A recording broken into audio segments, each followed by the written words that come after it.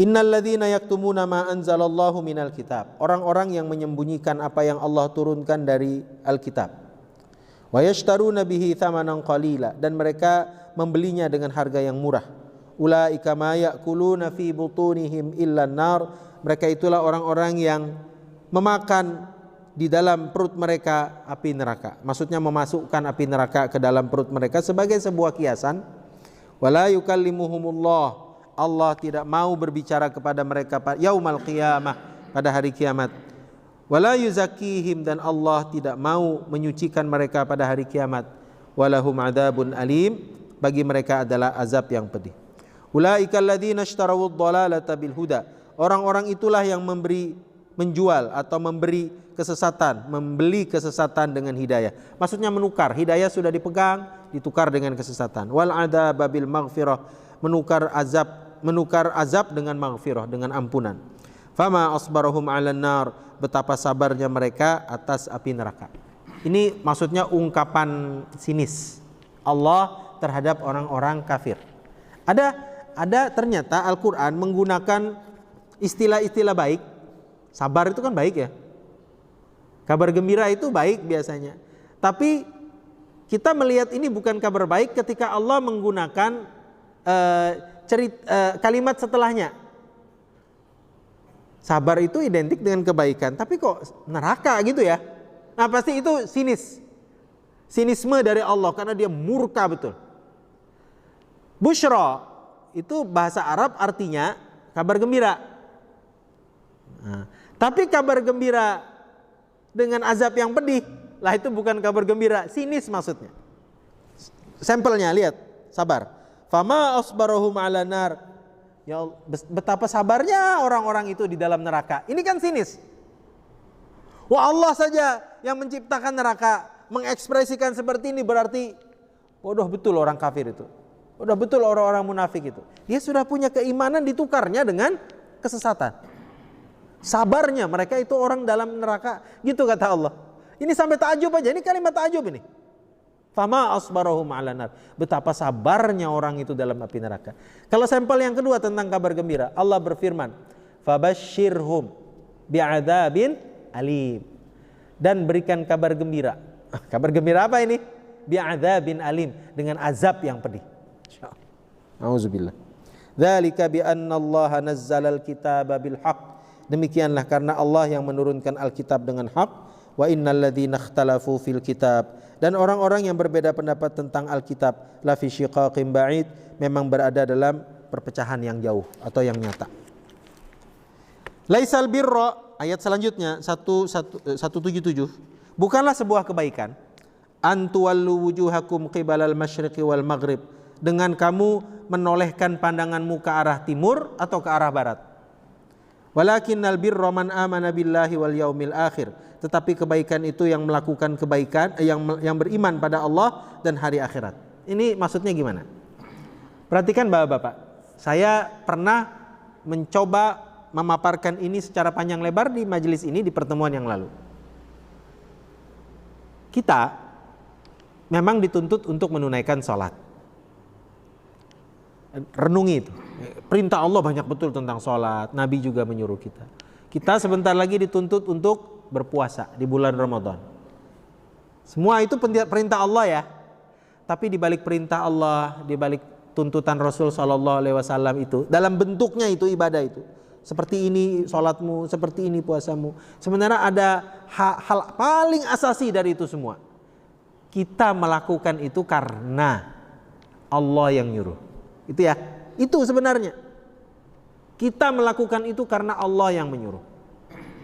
Jadi kata Allah, kebaikan itu bukan karena kamu menghadap kiblat sana, bukan karena kamu melakukan sujud, bukan itu substansinya.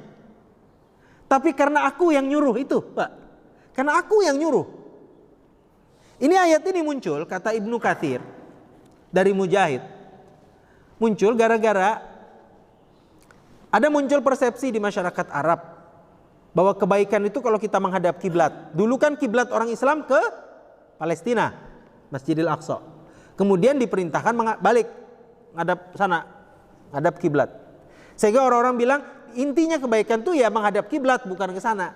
Sebenarnya di balik itu ada lagi bahwa yang menyuruh kamu balik sana, balik sini itu Allah Subhanahu wa taala. Karena itu Allah bilang di sini, bukanlah kebaikan itu menghadap barat, menghadap timur atau barat.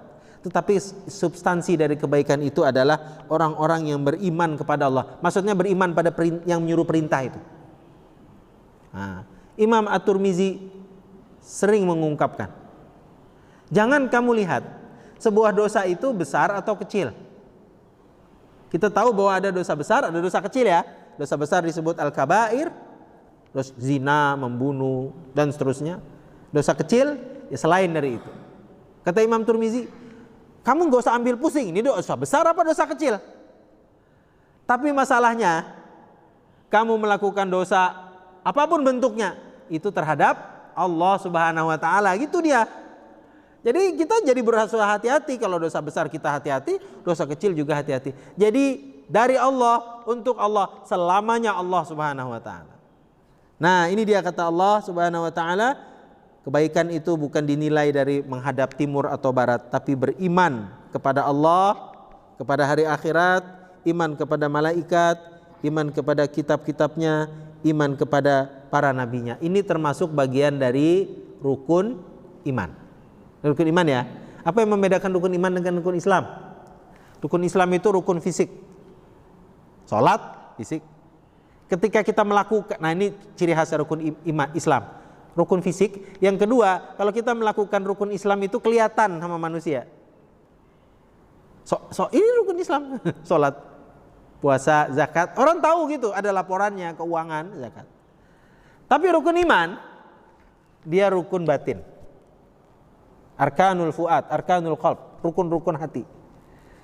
Nah, karena memang dimulai dengan urusan hati. Apa? Coba lihat rukun iman. Apa sebutnya? Beriman. Gitu ya. Iman tuh di ujung jempol, di mana orang tahu? Dalam hati. Beriman kepada Allah, beriman kepada adanya malaikat, beriman kepada para nabi, beriman kepada kitab-kitab. Itu di hati. Nah, yang ditekankan Allah di sini adalah rukun hati. Nah, semuanya, malaikat, kitab, nabi. Dah. Setelah itu baru Allah melanjutkan. Karakter orang-orang yang beriman itu juga adalah, yang melakukan kebaikan adalah wa atal mala ala hubbihi, memberikan hartanya di saat dia masih suka. Nabi berkata dalam Sahih Bukhari, infak, sedekah yang paling afdal itu kata Nabi, anta sahihun syahihun, tuhibbul ghina wa takhaful faqr. Sedekah yang afdal adalah, kata Nabi, yang pertama sahihun, kamu masih dalam keadaan seger bugar. Nah, gitu ya. Bukan sudah melempem, lemes apa gitu, tidak mampu lagi mencari penghidupan, bukan di situ. Anta sahihun syahihun. Syahih itu artinya berat mau ngasih gitu. Saya perlu juga, tapi tetap dikasih. Dah. Kemudian masih menyukai kekayaan, masih suka dengan barang itu. Ini ketiga. Yang keempat, takhaful faqr, kamu takut menjadi fakir. Itu sedekah yang paling afdal. Tapi perhatikan bapak-bapak yang dimuliakan Allah, hadirin yang berbahagia, bahwa ini maksudnya bukan larangan orang kalau sudah, mohon maaf ya, sudah tidak bekerja lagi, tidak produktif lagi, sudah bukan di usia produktif dan seterusnya. Bukan itu maksudnya. Itu juga dapat pahala gitu ya. Allah Maha Adil lah memberikan pahala. Tapi ternyata ada yang terbaik, yang afdol gitu. Nah, afdolnya itu dalam kondisi-kondisi produktif ini. Ada orang produktif di antara kita, tapi saya yakin lah seusia sampai kapanpun juga kita tetap produktif insya Allah. Usia itu kan urusan angka aja, just a number katanya. Tapi lebih matang kedewasaan dan seterusnya dibanding orang-orang muda. Mudah-mudahan seperti itu.